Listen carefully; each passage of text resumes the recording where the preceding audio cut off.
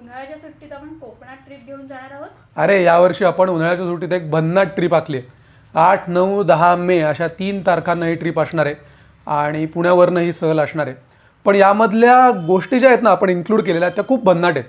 म्हणजे मुलांना आणि पालकांना अशा दोघांना ट्रिप एन्जॉय करता येईल. आपण गुहागरच्या बीचवर जाणार आहोत, गुहागरमधली मंदिरं बघणार आहोत. त्याचबरोबर आपण कातळ शिल्प बघणार आहोत उक्षीची आणि संगमेश्वरची जुनी मंदिरं बघणार आहोत.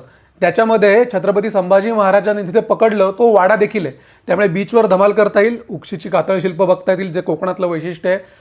आंब्याच्या बागेत जाता येईल, भरघोस आंबे खाता येतील आणि आमची स्वतःचीच बाग आहे त्यामुळे किती वेळ खेळू शकतो बागेमध्ये. तुम्हाला दिसेल सुद्धा की आंबे झाडावरनं काढतात कसे, त्या बिझनेसचं एकंदर पॅकिंग वगैरे कसं चालतं.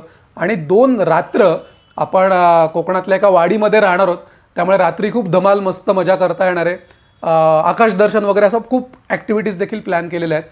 तर मी स्क्रीनवर नंबर देतोय, तुम्ही जर इंटरेस्टेड असाल, कारण मर्यादित जागा आहेत, फक्त 20 लोकांना नेणार आहोत कारण तेवढ्याच जागा आहेत तिथे.